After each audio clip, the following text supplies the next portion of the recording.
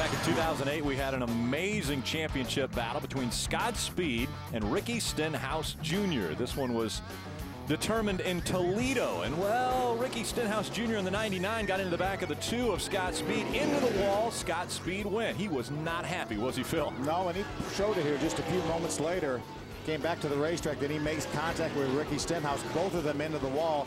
That took those guys from first and second the points to out of the championship hunt, and it left it open for this guy. Justin Allgaier goes to win the race and win the championship. And coming into that race, he was 4th in the standings, which is similar to the situation today that Frank Kimmel came in, except now Frank Kimmel is a little bit too far out to win this championship. But those are the final standings in 2008, and what an amazing situation Justin Allgaier has put himself into now racing for Penske. Yeah, what a terrific job he's done in that nationwide series for Penske. He had that big first win at Bristol earlier this year, and a lot of promise, running up in the top 5 in points. The first nationwide regular up in the points. If it wasn't for people like Kyle Busch and Carl Edwards and people like that, yeah, what are those guys thinking? He'd be leading the thing. Yeah, but an impressive run for Justin Allgaier, making his mark right here in the ARCA Racing Series and moving on to the Nationwide Series and running in the NASCAR ranks. Frank Kimmel currently 4th on the racetrack and 4th in the point standings. Again, coming in, he was 4th. He mathematically had a chance, but as well as we're seeing Patrick Sheltra run, as well as Craig Goss and Tom Hessert, it looks as though Frank Kimmel will probably end up in 4th this season. Yeah, nonetheless a great season, but I know he would like to get this first win. Right now, with 42 laps to go, our leader is our point leader, Patrick Sheltra, and those are the points right there. As they're running on the track, 40-point difference between Craig Goss and Patrick Sheltra for that championship. So it is going to be a nail-biter as we go to the final 42 laps of this race. Again, Sheltra out front. Ty Dillon had a great pit stop, and it looks as though there's a little controversy on where Ty Dillon should restart, as we're seeing a couple of cars run side by side. That's to let them know they want the officials to determine who runs where at the start of this one. Yeah, Ty Dillon came off pit road in the 2nd position, and that's where he should be able to restart, right behind Patrick Sheltra, and that's what he's going to do. Jesse Smith in the 66 is going to fall back until the opening opens up for him. It looks like it's going to be behind that 36 of Rob Brent. Well, you don't want to restart 3 wide here. No, and he doesn't want to give up that spot either. The pace car is off the racetrack. That means the field is back in the hands of Patrick Sheltra in the 60. Green flag back in the air. Ty Dillon in the 41, running 2nd.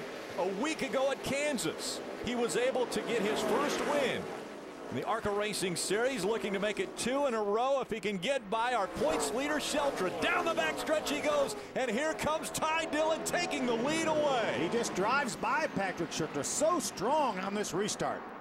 Steve Arpin in the 55 up on the high side of the racetrack. Joey Coulter in the 16 down on the bottom. They're wiggling a bit as they make their way through 4 and onto the front stretch. Remember, all our front runners up here on the same tires.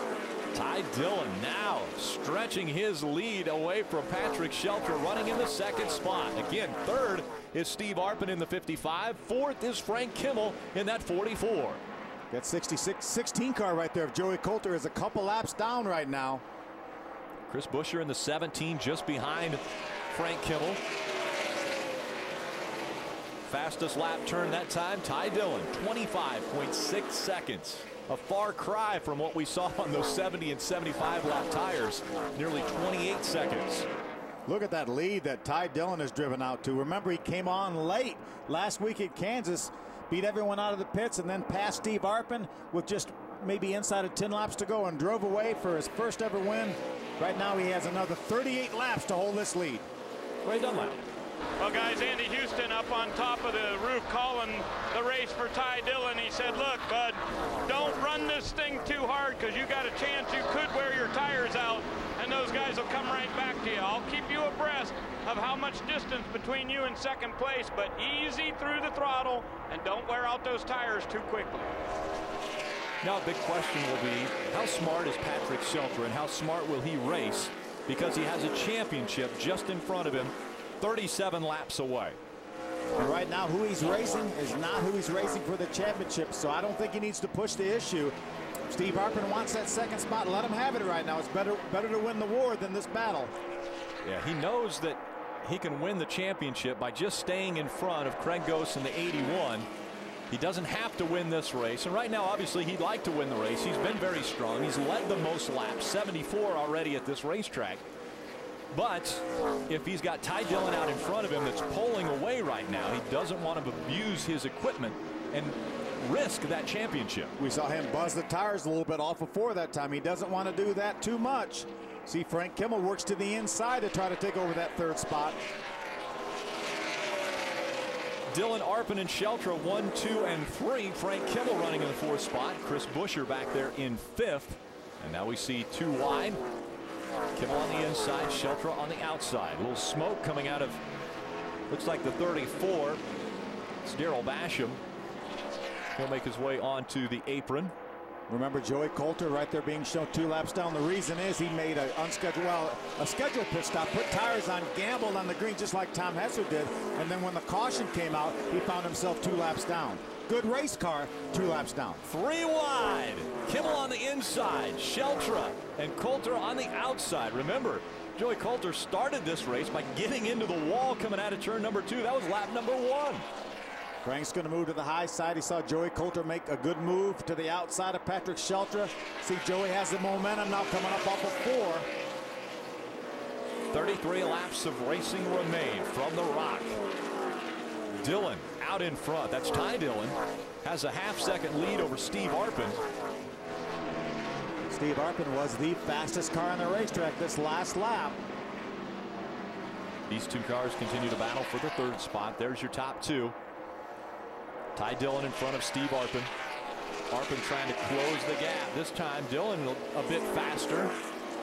He's able to put another 1/10 of a second between he and Arpin. Just about a 1/10 of a second that time for Ty Dillon. Clean racetrack. These cars are pretty evenly matched.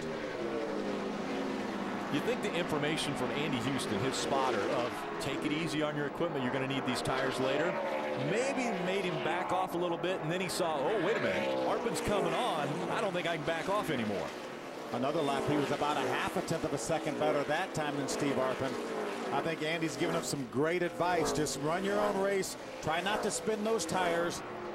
Don't abuse anything here. You've got another 31 laps to go. It's great to have that experience in a spotter that's been behind the wheel of a race car or a race truck like Andy Houston, who's a winner in the Camping World Truck Series. Sideways for Frank Kimmel coming out of turn 4. He's still trying to get by that 60 of Patrick Sheltra. Those tires don't like that. They don't like to get sideways like that. Grinding some of the rubber off of the tires is Frank Kimmel. Again, battling for the 3rd spot. 30 laps remaining. Yeah, don't look for Frank Kimmel to get into Patrick Sheltra, because I was talking to Frank last week at Kansas, and he said he really likes how these 3 guys racing for the championship race. He said up and down, all up and down. They race fair, they race clean. Don't look for Frank to make any contact with Patrick Sheltra. And in the drivers' meeting earlier today, Joe Wells said, guys, remember, I know a few of you are on different agendas here. Some of you are here to run this one race, try to win this one race. But there are guys that have been running all season long, have run all 20 races. Give them the respect they're due. Give the 3 guys that are trying for a championship today the respect that they have gained from their fellow competitors. There's a 6 of Kevin Swindell. Remember, he was our pole sitter, led a lot of laps early on. Lost a few positions on pit road, has not been able to overcome that yet. Kevin Swindell hugging that white line at the bottom of the racetrack in the number 6, trying to get by the 44. He'll make the pass on Frank Kimmel. So he takes away the 5th spot or 4th spot from Kimmel. Swindell now will try to get by the 60 of Patrick Sheltra. Again, same thing for Patrick Sheltra. Don't force the issue. This one position right here isn't going to be a backbreaker. He has a little bit of a cushion right now on Craig Gose. Tom Hesser really essentially out of this 2 laps down because of that strategy, trying to get some more laps on his fresh tires pitting under green. Swindell had to check up seriously there because Tony Palumbo was slow in front of him. And so Swindell loses that spot back to Frank Kimmel. Kimmel slow and steady. Well, not slow, but steady in front of the 6 of Swindell. Good run through the center of the corner and off the corner for Frank. He's able to pull up underneath Patrick for just a moment. Gets a look to the inside of that 60. This is a battle for the third spot. Kimmel trying to take it away from Sheltra. We've seen Sheltra bobble a bit. Now that these tires have worn just a bit more with just 25 laps to go, here comes Frank Kimmel trying to take that third spot away. Kevin Swindell may make it 3 wide. He does, up off of 4. Swindell with a huge run out of turn number 4 gets to the inside of Kimmel, and he will take that position back. Now Swindell has the momentum once again, looking to the inside of that 60 of Patrick Sheltra. This is for third. Swindell trying to take it away. I think good move by Patrick that time. He knew what he was racing against with Frank Kimmel. Doesn't know that much about racing against Kevin Swindell. He gave him a little bit more room. Smart heads up racing by the 60 of Patrick Sheltra. Now Kimmel works to the inside of Sheltra. This is for the 4th spot. How about that 29 of Chad Fenley coming back into the picture? Sideways again is the 44 of Frank Kimmel right in front of Fenley. Chad tried to work to the bottom of the racetrack. Remember, he qualified in the outside of the front row. Had to go to the back of the pack for a start. Now he's trying to battle into a top 5 spot. While all this racing is going on, our leader, Ty Dillon, has a 1-second lead over Steve Arpin. Arpin runs in the 2nd spot. Swindell now has the 3rd position. Here's Grant Infinger looking to the inside of the 1 of Chad McCumbee, and Craig Gose with less than 22 laps to go, just 21 to go. It looks as though the laps are winding down in his championship hopes. Boy, Grant Infinger really sideways over there. You could see his hands through the windshield, sawing on that steering wheel as they all get by the 17 of Buescher.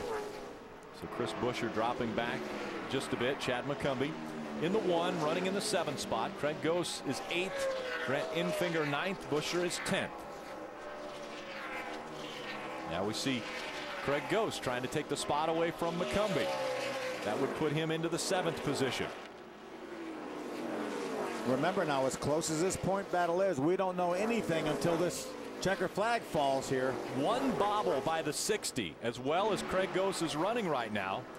And Gose could go by Sheltra and potentially take over the championship lead.